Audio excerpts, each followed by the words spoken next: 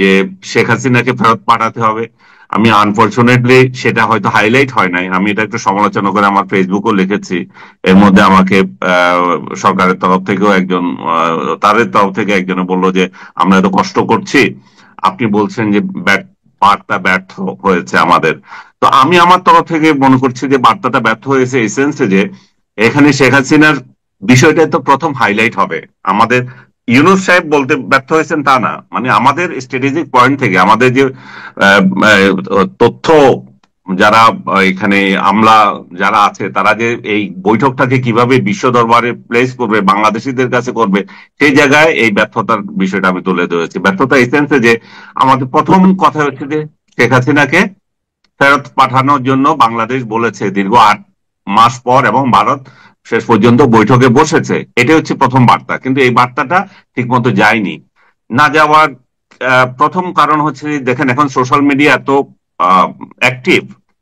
Social media active মানে হচ্ছে যে আপনি কি করেছেন সঙ্গে সঙ্গে জানিয়ে দিচ্ছেন সরকার। আমাদের ডক্টর ইউনূসেরও সোশ্যাল মিডিয়া আছে, তার হ্যান্ডেলে এটা এসেছে, এবং নরেন্দ্র মোদীর সোশ্যাল মিডিয়া হ্যান্ডেলেও এসেছে। সে বাংলাতে এবং ইংরেজিতে ডক্টর ইউনূসকে ট্যাগ করে তার বার্তা দিয়েছে। আমাদের তরফ থেকেও সেটা দেওয়া হয়েছে, কিন্তু আমরা দিয়েছি জাস্ট বৈঠক হয়েছে বিমস্টেকের সাইড লাইনে একটা ছবি দিয়ে দিয়েছি, আমাদের কোনো বার্তা নাই এখানে। কিন্তু তার জায়গায় বার্তা আছে, তার জায়গায় এখানে সংখ্যালঘু নির্যাতনের কথা আছে, এখানে শান্তি শৃঙ্খলার কথা আছে, এখানে বহুমাত্রিক যেভাবে আমরা বলি ইনক্লুসিভ ইলেকশনের কথা যে বলছি, রাজনীতির কথা বলছি, সেই বার্তা আছে। সবগুলো কিন্তু তার এই টুইটারের কত শব্দের যে 160 শব্দ বা এর মধ্যে কিন্তু সে দিয়ে দিয়েছে। কিন্তু আমরা কিন্তু এটা দিতে পারি না, আমরা এটার জন্য অপেক্ষা করতেছি। প্রেস রিলিজ যাবে, একটা বিরাট বার্তা আসবে পররাষ্ট্র মন্ত্রণালয় থেকে, এটা থেকে। মানুষের এত টাইম আছে এই জমানায় এগুলো দেখার জন্য? কিন্তু ওইটা নিয়েই তো হয়। এবং ওইটা ওইটা যদি থাকতো, প্রথম ট্যাগলাইনটা যদি এটা থাকতো যে ডক্টর ইউনূস নরেন্দ্র মোদীর সাথে বৈঠক করেছেন এবং হাসিনাকে ফেরত পাঠাতে বলেছেন, দ্যাটস মেসেজ। আর তো ভালো ইয়ে নাই। আবার আমি আরেকটা জিনিস সমালোচনা করেছি, এই যে আপনার যে ছবিটা দিল, এই ছবিটা মানে কেন এত গুরুত্বপূর্ণ? ডক্টর ইউনূস ওইখানে গিয়েছিলেন বহু বছর আগে, তাকে একটা মেডেল দিয়েছিল সেই ছবি, এই চিন্তা করেন 10 বছর আগে। তো এইটা তখনই বার্তাটা দেওয়া হয় যদি তাদের দুইজনের মধ্যে সেরকম একটা মধুর সম্পর্ক থাকে, যে বন্ধু তুমি আমার কাছে গিয়েছিলে, আমি গিয়েছিলাম, তুমি আমাকে দিয়েছো, দেখো সেই স্মৃতি। যেটা আমি উদাহরণ দিলাম যে ক্লিনটন যখন বাংলাদেশে আসলো, ঘুরলো, সেরকম একটা ছবি যখন ক্লিনটনের সঙ্গে ডক্টর ইউনূসের দেখা হচ্ছে দিলে, এটার একটা গুরুত্ব বহন করে। এখানে এটার কোনো গুরুত্ব নাই। যদি না এখানে যদি সায়েন্স এবং যুবকদের এগিয়ে নেওয়ার ক্ষেত্রে, তাদের গবেষণার ক্ষেত্রে যদি কোনো আলাপ হতো, সেই জায়গায় একটা স্মৃতি যদি দিত, ঠিক আছে, এটা একটা ইয়ে ছিল। তো এখানেও দেখা যাচ্ছে যে একটা আহ, একটা একপক্ষীয় একটা ইয়ে আবদার, যে আমার সাথে মানে একটা দুর্বলতা এখানে প্রকাশ পায়। এই ইয়েতে রিসিপ্রোকালি আপনাকে কি দিছে? আপনাকে তো কিছু দেয় নাই। আপনি একটা ছবি বহন করে নিয়ে গেছেন।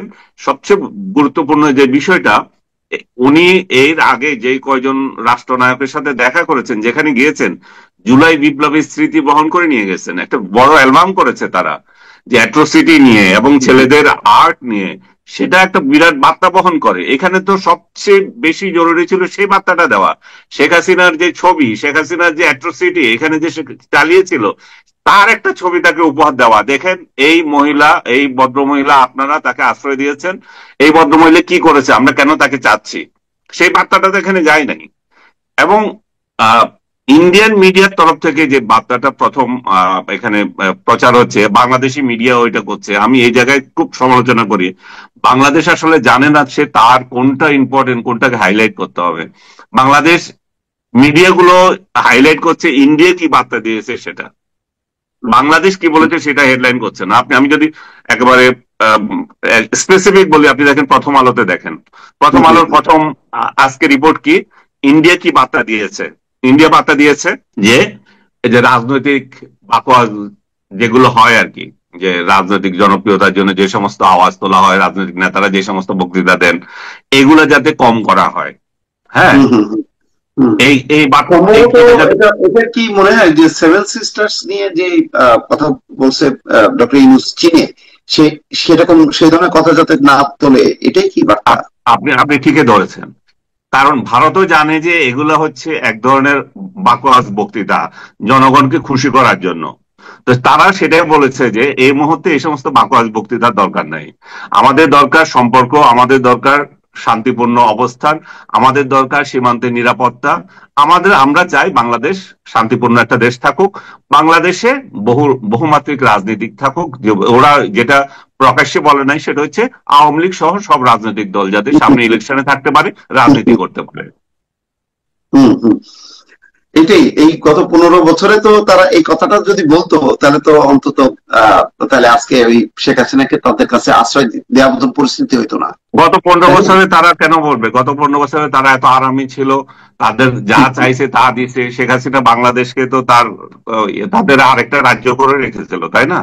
শেখ হাসিনার লোকজন এটা শুনলে খুব রাগারাগি করে এবং আমাকে বলে যে কিভাবে নতজানু ছিল দেখান, কিভাবে নতজানু ছিল, কিভাবে, আর কত প্রমাণ দিতে হবে। পররাষ্ট্রমন্ত্রী নিজে বলতেছে যে আমাদের সম্পর্ক স্বামী স্ত্রীর। হ্যাঁ, হম হম তারপরে এই একটা ভুয়া নির্বাচন হচ্ছে, সেই নির্বাচনে এসে তাদের পররাষ্ট্র সচিব এসে আমাদের রাজনৈতিক দলের বিরোধী দলীয় একজন নেতা এরশাদকে রাজি করাচ্ছে যে ইলেকশনে যেতে হবে। এরশাদ বাধ্য হচ্ছে, এরশাদ পালিয়ে থাকছে।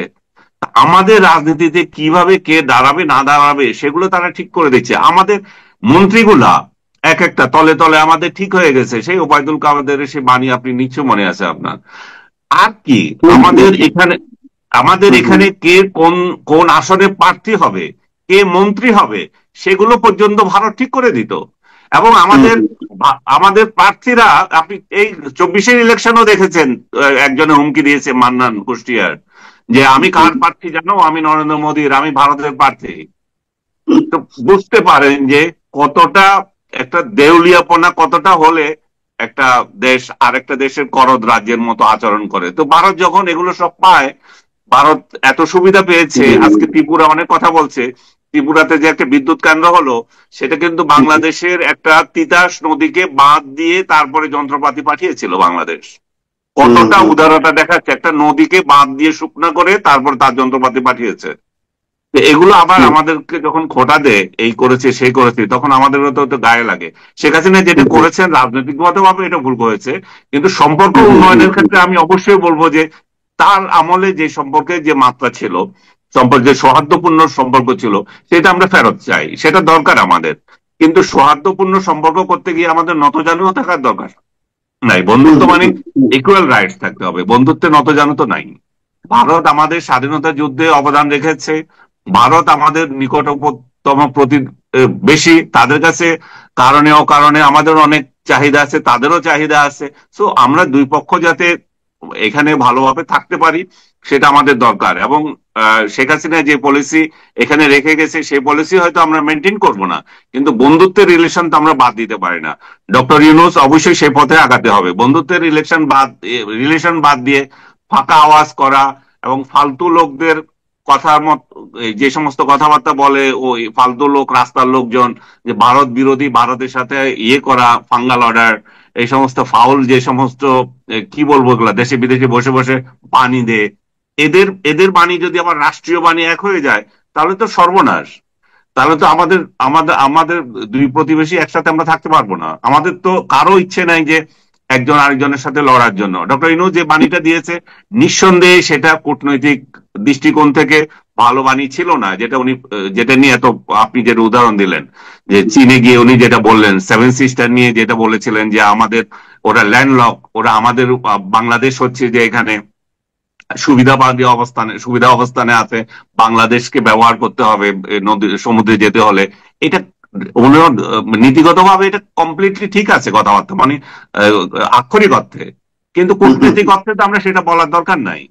তাহলে আমরা এটা বলার প্রেক্ষিতে তারা কি মনে করলো? তারা মনে করলো যে ওই যে চিকেন নেক নিয়ে আমরা কথা বলছি, তাহলে আমাদের ওই নেক নিয়ে আমাদের সতর্ক থাকতে হবে।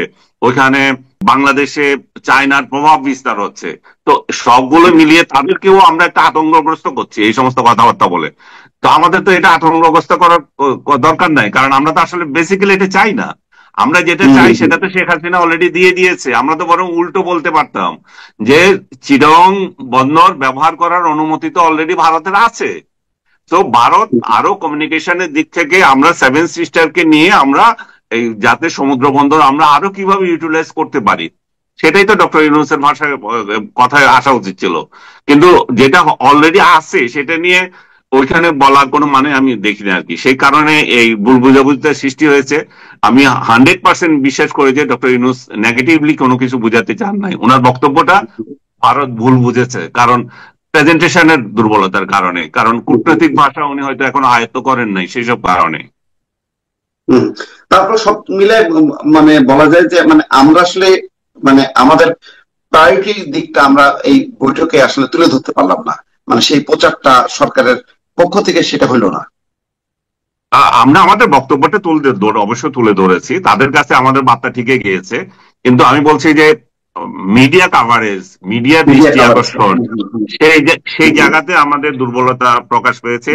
এবং সেই দুর্বলতা আমাদের শেখ হাসিনার আমলেও ছিল, খালেদা জিয়ার আমলেও ছিল। কারণ আমাদের এই সমস্ত স্ট্র্যাটেজিক জায়গায় যারা বসে আছে আমলাগুলা, ওদের ওই সমস্ত জ্ঞান নাই কিভাবে করতে হবে। ওরা ভারতের সাথে পাঙ্গা লড়তে চায়, কিন্তু ভারত কিভাবে এই সমস্ত স্ট্র্যাটেজি গুলো শিখে কৌশলে তার বার্তাটা কিভাবে মিডিয়ায় প্রচার করতে হয়, কিভাবে মিডিয়ায় দিয়ে প্রেসার তৈরি করতে হয়, এগুলা তারা শিখে গেছে। এগুলা তাদের এগুলো এখান থেকে ভারতীয়দের থেকে তাদের পাঠ নেওয়া দরকার। রাইট। অনেক ধন্যবাদ।